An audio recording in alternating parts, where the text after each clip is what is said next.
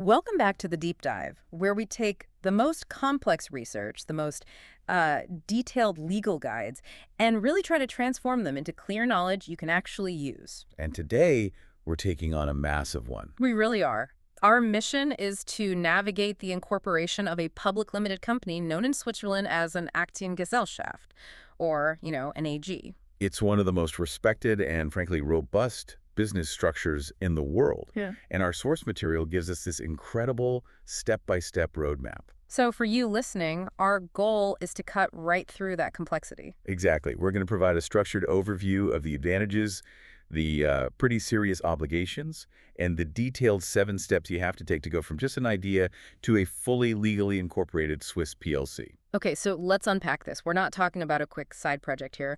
Why would an entrepreneur choose this PLC structure when, simpler options exist? Well, the guide makes it very clear that this choice is strategic. It's all about ambition. Ambition. Okay. You choose a Swiss AG if you're aiming for, significant growth. If you plan to open up your share capital to serious investors, and you absolutely need to build maximum credibility. Credibility with banks and commercial partners. That's it. This structure is fundamentally about scale and prestige. Yeah. It's the currency of credibility in the European financial world. And I think the bigger picture here, the main reason people are drawn to it, is that legal insulation it offers. That's the key benefit, absolutely. The major draw is limited liability. Shareholders are only liable up to the exact amount of capital they've put in.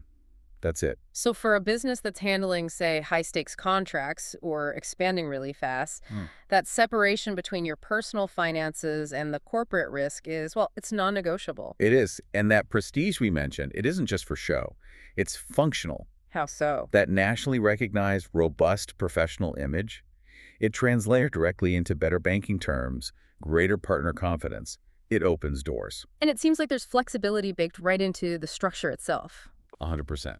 Unlike a lot of other entities, the shares in a PLC are designed to be easily transferable. That's vital if you're planning on doing frequent rounds of investment or, maybe even listing the company down the road. And what about the capital itself? I found that part fascinating. Oh, the capital flexibility is great. Contributions don't have to be just cash. They can be made in kind. So things like equipment, vehicles, maybe intellectual property. Exactly. But, and the source really stresses this, that route requires a formal independent auditor to come in and value everything. So it does add a layer of complexity. Right. Nothing this powerful ever comes for free. So let's talk about the trade-offs, the practical side that tempers all those advantages. What do you have to give up for this prestige? Primarily, you give up ease of entry, and you give up a low administrative burden. The source points to 2 huge hurdles, starting with the capital. The money. The money. The minimum share capital is 100,000 Swiss francs. And you have to have a strict minimum of 50,000 francs paid in right up front before you can even register. That is a staggering barrier to entry. You compare that to other jurisdictions in Europe where you might need, 1,000 francs or even less? That's a different world. So what's the Swiss system signaling with that? Why such a high immediate capital requirement? They're signaling stability and seriousness. That high threshold, it acts as an assurance to your creditors, to your partners. It filters out speculative or, frankly, undercapitalized ventures from the very start. So if you can't get 50,000 together, the system is basically saying you're not ready for this. You're not deemed ready to take on the liabilities of a Swiss PLC? No. The second big trade-off is just the depth of the administrative formalities. The bureaucracy. Yes.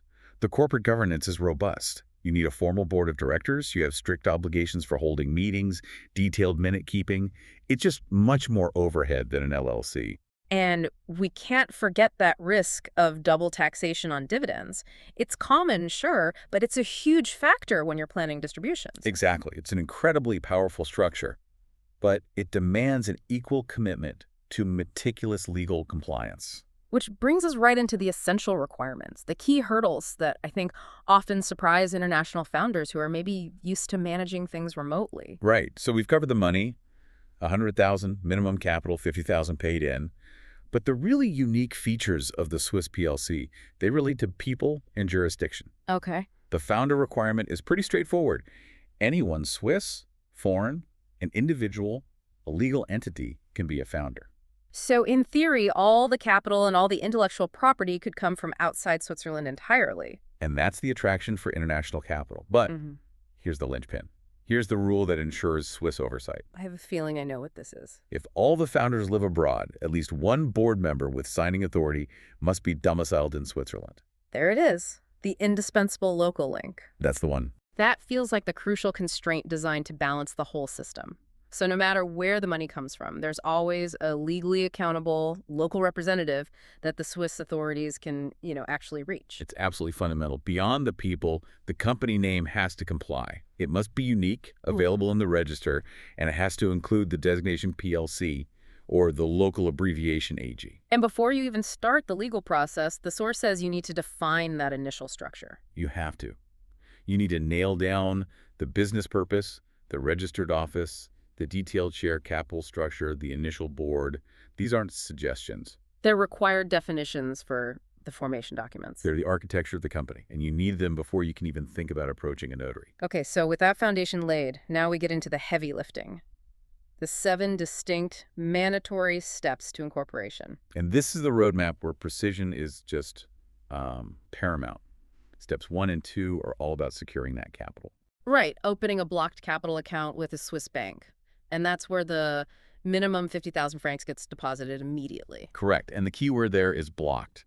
The funds are basically held in escrow. Meaning you can't touch them. Not at all. A startup can't deposit 50,000 on a Monday and then use 10,000 of it on Tuesday to buy servers. It doesn't work that way. So the bank just holds it. The bank issues what's called a capital deposit certificate, proving the funds are there and secured. But that money is completely inaccessible until the company is officially registered with the commercial register. That really has to be factored into your cash flow planning. You need the initial capital plus enough operating cash to survive that whole incorporation period. Exactly. It just underscores that this structure is for well-funded operations. And like we said, if you contribute assets in kind, it gets more complex. An auditor has to value them first. And only after all of that, after the legal registration is complete, the funds finally get released to your normal corporate account. That's the moment. Okay, moving on to steps 3 and 4. This is where the legal identity is formally created. Notarization and registration. This step really highlights the solemn nature of forming a PLC in Switzerland. It's not some simple digital filing. The creation requires a public deed signed in front of a notary. A very formal process. Very. The core document, the Articles of Association, has to be drafted with absolute precision. It outlines the legal form, the registered office, the capital, the number of shares, all the governance rules. That sounds like a heavy legal lift, which is probably why founders often delegate this specific part. I would recommend it. Once those documents are notarized, the commercial register takes over. And that's the point of creation. That is the moment it becomes a legal entity. The register examines the documents and, if they're approved, issues the unique company ID number, the UID.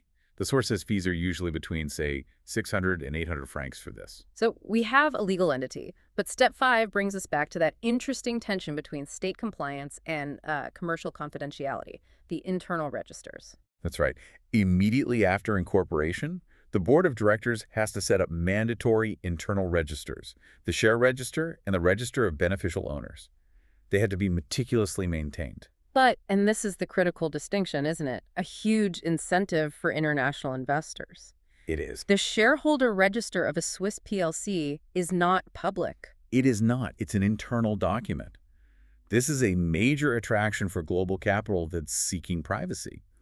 Many other structures require a public list of every single shareholder. So the Swiss system balances this. The Swiss domiciled board member has to be publicly known and accountable, while the ultimate beneficial ownership can remain confidential, just in that internal, non-public register. It really drives home the idea. Attract capital with confidentiality, but demand full local legal control through that resident board member. It's the regulatory compromise built into the whole thing. Okay, finally, steps 6 and 7, the ongoing compliance that kicks in the moment the company starts operating. And starts being created as an employer. Right. The guide points out a PLC is an employer from day one, even if it's just the single founder working for it. And that triggers a whole suite of complex social insurance requirements. Let's break those down because the Swiss acronyms can be a bit overwhelming for anyone new to the system. Certainly. So first, you have to register with the Social Security Office for AVSAHV. Just think of that as the mandatory state pension and disability insurance. Got it. Next, mandatory accident insurance, known as LAAUVG.